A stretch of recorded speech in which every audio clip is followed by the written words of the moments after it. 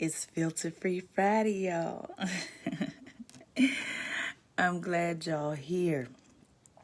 My birthday was Sunday, and I just want to express all the gratitude I can muster for those of you who wished me happy birthday, for those of you who were generous with your dollars and gave money to ad hoc group against crime.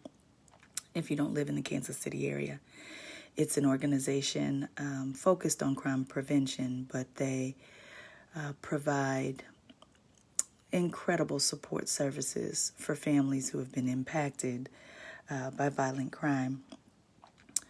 And really, truly, for the people who called, texted, sent gifts, thank you. Thank you from the bottom of my heart.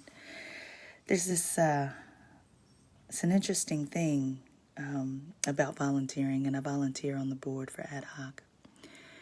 About 10 years ago, it feels, I was asked at work to give a keynote about why I volunteer at the annual United Way celebration. And outside of the church, really, I'd never spoken in front of hundreds of people. And I don't believe any of my colleagues at the time knew that I had this gift. And so I asked the participants, and there were hundreds of them, people who had served in the community all year and were being celebrated. I asked them to close their eyes. And I said I wanted them to imagine a little girl born in Kansas City during the height of the crack cocaine epidemic, as the sixth child of a mother who was 30 years old, married to a man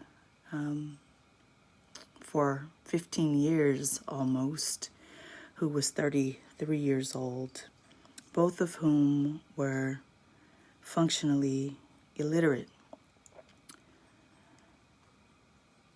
And imagine that girl on her 10th birthday lost her father abruptly in a car accident, and then was left with a single mom, 7 kiddos, where navigating the streets of people who'd been relegated to selling poison in order to live and survive. And then I told the crowd that girl was me. And I remember an audible gasp in the room, because all of those people had known me as either an engineer, either an environmental health and safety administrator for all of operations at the headquarters complex, or either they'd known me in some leadership capacity, or they'd known me as the chair and founder of the African American leadership of the affinity groups there. Through their biases, they couldn't have conceived that was where I had started. And the reason I think it's important to share that story this week is because I am consistently hearing people say things like, well, we just got to start all over. The foundation of this system is so corrupt that we can't do anything with it. And what you may or may not know is that although I swear a lot, I am also Christian. In fact, I don't remember when I was not a Christian. I love me some Jesus. And a verse that has always stood out to me and given me incredible amounts of hope is when Nathaniel asked, can anything good come out of Nazareth, the place where Jesus was born? And that stands out to me because Jesus's parents were poor. Their situation from a parental standpoint might have been questioned, because when you're poor, people don't think that you should be able to be parents. In fact, they think it's incredibly irresponsible for you to parent children if you happen to not have money. I have seen also this week multiple situations in which people have insinuated that just because someone has attained wealth, that we should honor them. That just because someone has attained status, that we should honor and respect them. But the flip side of that you should pay attention to, is that if someone does not have wealth, what you're saying is that they should not be honored, that they are not considered successful, that they should not be listened to. That if they have not attained status and wealth, what good are they? And I want to challenge us on this Filter-Free Friday to consider that there's not a single institution in the United States of America that was not built on the backs of racism in some way, and that does not also currently have disproportionality based on race. Not one. You'd be hard-pressed to find one. I spend a lot of time in schools, and I run into people who are just like, you know what? Black people were enslaved when the school system was founded, and so school systems are not made for us, and so we just need to start all over. And I challenge you to understand and see that even the lotus comes out of the mud, baby. Even the lotus comes out of the mud.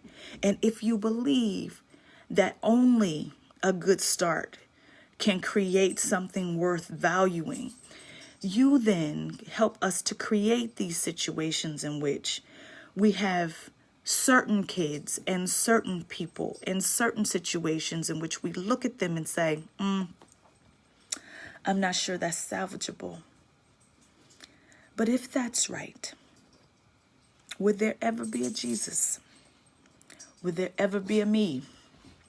Would there be any schools in which all students don't learn and grow? So as you are looking towards dismantling systems of oppression, I challenge you to see if there are ways that from the bad, amazing amounts of good can come. You push yourself to see that, because if you do not see that, you will miss the entire thing altogether as we talk about what it means to create a more equitable world. It is incredibly expensive to be poor. And I was astonished, if I might go back to the person who's successful, that people think that for that very reason, he should be respected and honored. Herman Cain had an untimely death yesterday. And I don't mean to say untimely in that. I do believe that people die when they're supposed to die. Jiggles, I'm trying to do my Filter-Free Friday. Can you just be quiet for a second? No? I was genuine when I said I was very saddened to hear that he had passed away. I don't sit around wishing for people to die. But I am sad when people in their ignorance, when people in their bigotry and hatred causes their death. I am saddened about that. And when I think about what it looks like to have gone to a Trump rally, and I believe this, right? We're not talking about conservative ideas. That's not what we're talking about. When we're talking about Trump supporters, many times what we are talking about are people who absolutely engage in anti-blackness. And if we would just face it, some of the ways that black people get to be successful, if you call success making money, is by participating in anti-blackness. But even with that, I'm not sitting over here wishing for people to die. It is my hope that everyone will see that there is nobody who is more important than, that is greater than, that deserves more than, that is superior than another person. And if you can't wrap your head around that, sugar, You on this continuum with all the rest of us trying to move from cultural destructiveness to proficiency. You're in the same boat with all the rest of us. It's not a bad boat to be in. But let me tell you, sometimes there's a hole in the bottom on one end. And some of y'all dry. And you look at the other people at the other end and they in the water, the water flooding they into the boat. And you're like, I'm dry over here. Let me tell you what, baby. You better get down there and start bailing and help us close that hole. Because there are beautiful things that can come out of terrible situations if there are people like Mr. John Lewis who spent their lives trying to figure out how we can come together to close the holes for everybody. I'm grateful for the $1,500 or so that you all helped me to raise for Ad Hoc Group Against Crime.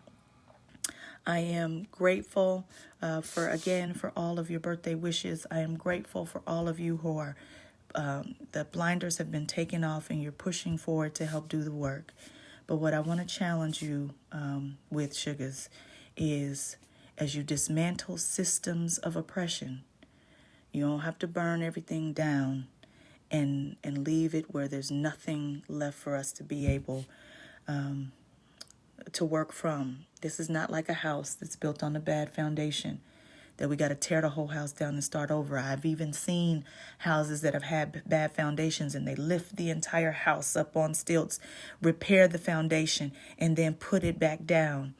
We have to open our minds to the possibilities if we want to create a more inclusive and progressive world.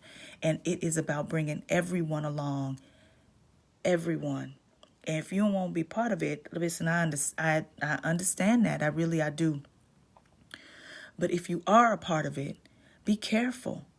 Be very, very careful with your language that is exclusive and discriminatory and divisive and bigoted.